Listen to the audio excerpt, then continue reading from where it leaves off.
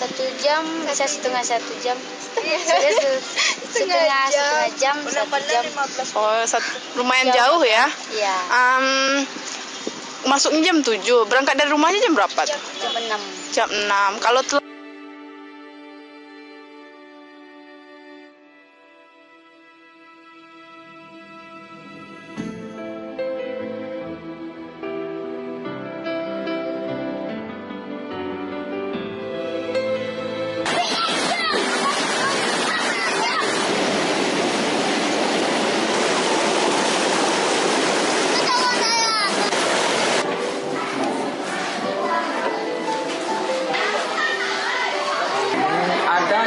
jalan tuh kan air tuh, tapi airnya deras.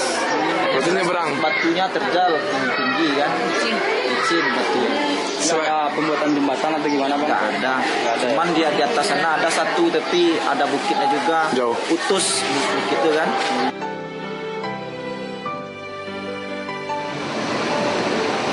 Beginilah kondisi para pelajar yang terpaksa harus menyeberangi sungai untuk berangkat dan pulang sekolah pasca runtuhnya jembatan utama di Ponorogo, Jawa Timur. Mereka harus menyeberangi sungai selebar 70 meter dengan arus yang deras. Para pelajar nekat karena tidak ada pilihan lain pasca runtuhnya jembatan utama penghubung antar kabupaten itu. Saya terpaksa lewat sini, walaupun di sini banjir mau ke sebelah, karena tidak ada jalan yang lain. Harapannya gimana? Ya, jembatannya cepat diperbaiki supaya ke sekolah bisa seperti biasanya. Dengan melewati jalan setapak, para pelajar harus menempuh waktu sekitar 1 jam untuk menuju sekolah. Dari Ponorogo, Jawa Timur, Aris Sutikno, TV One mengabarkan.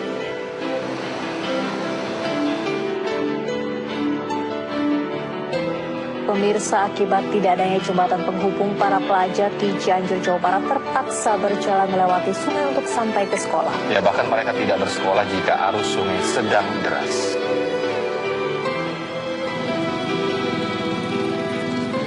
Beginilah keseharian para pelajar SMP 1 Leles, Desa Pusakasari, Kecamatan Leles, Cianjur, Jawa Barat. Akibat jumlah rakit yang tersedia sangat terbatas, mereka memberanikan diri untuk berjalan kaki melewati sungai Cisokan saat air sungai sedang tidak deras. Mereka sengaja memakai pakaian kotor saat menyeberangi sungai, sementara pakaian sekolah dibungkus dalam plastik agar tidak basah. Setelah sampai ke tepi sungai, para pelajar menggantungkan pakaian kotor mereka di pinggir jalan untuk dikeringkan. Pakaian ini akan mereka gunakan lagi saat menyeberang sungai ketika pulang sekolah. Para pelajar mengaku sering terlambat ke sekolah dan bahkan tidak bersekolah jika arus sungai sedang deras. Saya pemerintah lebih peduli sama kami anak sekolah supaya bisa nyebrang lancar. Diadakan jembatan. Kalau ini musim banjir, adik bisa sekolah nggak? Bisa, airnya naik. Anak kita ada? Airnya naik, Pak. Sungai Cisokan merupakan penghubung dua desa, yakni Desa Pandangsari dengan Pusakasari. Namun sejak 20 tahun lebih, sungai ini tidak pernah dibangun jembatan. Bagi para pelajar, melewati sungai merupakan rute paling cepat untuk sampai ke sekolah daripada jalan lain yang berjarak hampir 10 km. Pelajar berharap pemerintah segera membangun jembatan penghubung untuk mempermudahkan aktivitas mereka. Dari Cianjur, Jawa Barat, Kairon Syah, TV One mengabarkan.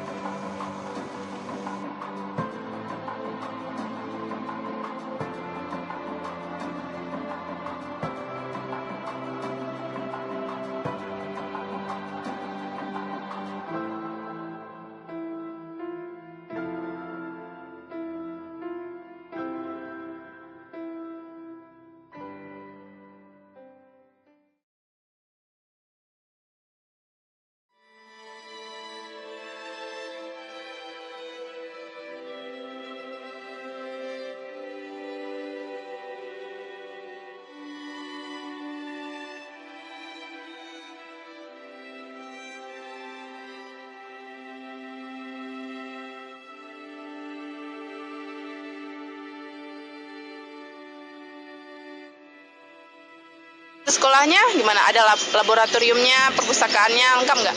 Lengkap. Lengkap. Ya. Dipakai terus. Ya. Buku-buku di perpustakaan juga dipakai. Ya, setiap hari.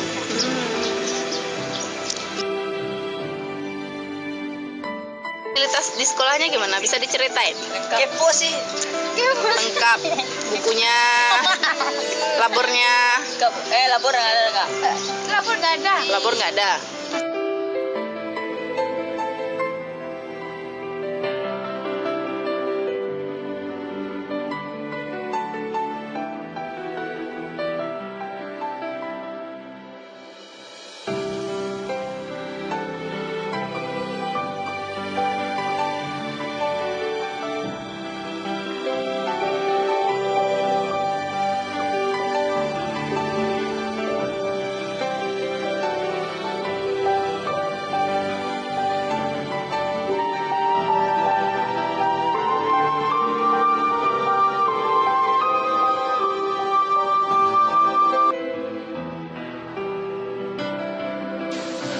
Terkait kondisi bangunan sekolah misalnya, tahun 2007 lalu Departemen Pendidikan Nasional mencatat hampir 50% ruang kelas sekolah dasar dan madrasah ibtidaiyah di Indonesia dalam keadaan rusak dan tidak layak digunakan.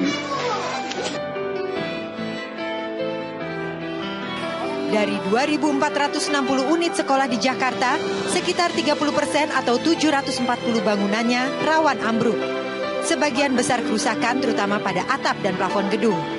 Beberapa di antaranya terdapat di wilayah Jakarta Barat. Bangunan 4 lantai ini mencakup kegiatan Sekolah Dasar Negeri Pademangan Barat 03 pagi, Sekolah Dasar Negeri Pademangan Barat 04 sore, serta Sekolah Dasar Negeri Pademangan Barat 13 sore. Sebagian lantai dan kolom atau batang penyangga balok keropos. Namun pihak pemerintah Provinsi DKI Jakarta belum dapat memastikan penyebab utama kerusakan.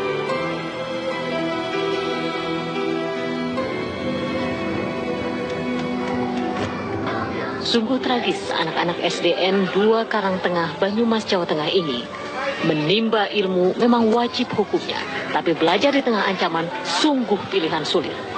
Para generasi bangsa ini harus belajar di dalam ruangan yang tidak utuh, sebagian tak berdinding dan tak beratap. Bila hujan tak jarang ruangan tergenang air. Kondisi bangunan yang sudah lapuk bisa roboh sewaktu-waktu dan membahayakan mereka.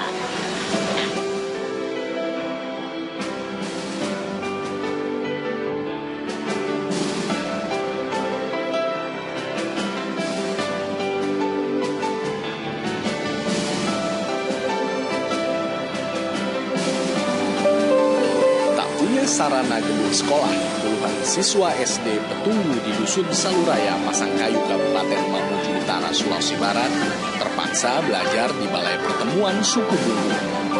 Bahkan ada juga yang belajar di kolong-kolong rumah warga. Tak ada kemewahan kursi dan meja. Para siswa harus belajar duduk di lantai. Sekolah terpencil di perkampungan Suku Bungku hingga kini belum mendapatkan bantuan gedung sekolah. Di tengah keterbatasan, anak-anak Suku Bungku tetap bersemangat untuk belajar.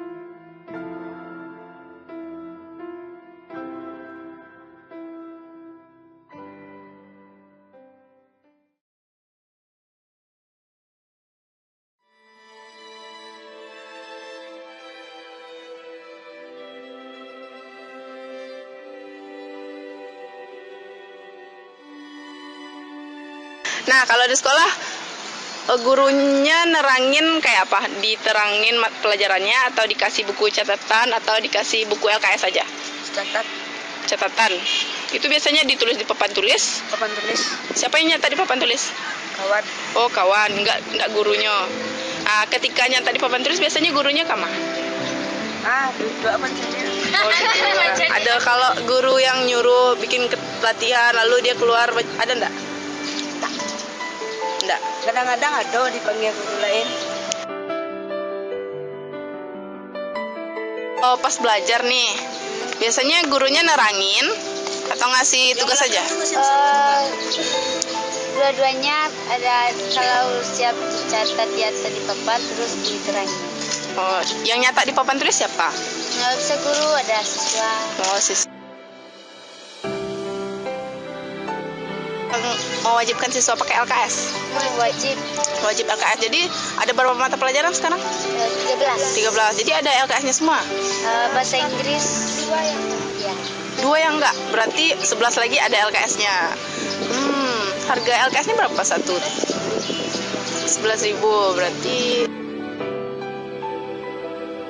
Guru-guru yang marah-marah tuh ada nggak? Marah-marah tuh sampai kasar sama siswa ada? Ada. Sampai mukul gitu? Iya, sampai.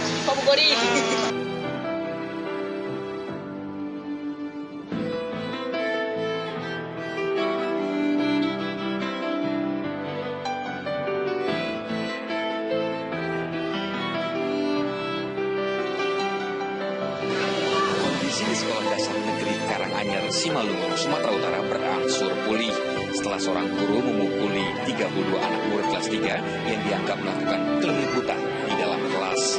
Tetapi 10 siswa yang menderita luka cukup parah di kepalanya belum masuk sekolah karena masih trauma, sehingga anak-anak malang ini hanya bisa bermain di rumah. Orang tua siswa tengah berencana melaporkan sang guru, Pot Maria Sagi, ke polisi. Persatuan Guru PGRI pun berencana melakukan mediasi antara guru dan orang tua dan mengecam tindakan.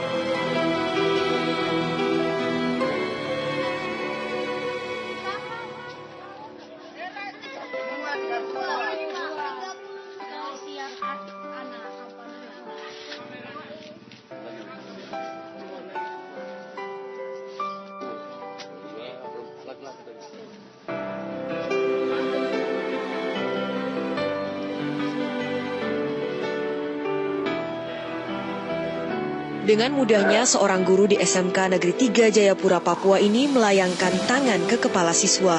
Video amatir berdurasi 3 menit 14 detik ini diam-diam direkam salah satu siswa untuk membuktikan kekerasan yang dialami murid bukanlah isapan jempol.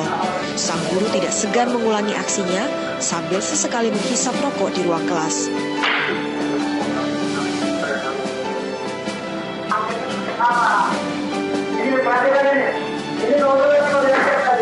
Guru yang mengajar energi terbarukan di SMK ini menampar murid yang tidak mampu menjawab pertanyaan. Orang tua siswa menuntut tindakan tegas terhadap guru yang tidak terpuji ini. Siswi berinisial EA, kelas 3 sebuah sekolah dasar di Desa Karangmalang, Kecamatan Gebok, Kabupaten Kudus, Jawa Tengah, sudah 1 minggu ini tidak berangkat sekolah. Ia mengaku masih takut dengan guru kelasnya setelah hidungnya digigit karena alasan tidak mengerjakan tugas. Berkali-kali ibunya membujuk untuk sekolah, bahkan akan ditunggui hingga pulang. Namun ia tetap tidak mau berangkat sekolah. Di rumahnya, EA bercerita, sebenarnya waktu ia digigit gurunya bukan karena tidak mengerjakan soal. Namun pada waktu itu adalah pelajaran menggambar, yang ia ingin melihat gambar temannya, lalu ia berdiri dari bangkunya. Tiba-tiba guru yang bernama Mustar tersebut mendekapnya dari belakang dan menggigit hidung EA. Ia pun terkulai di lantai. Lalu guru tersebut keluar kelas. Saat kembali ke kelas dan hendak menghampirinya, ia pun menangis karena ketakutan.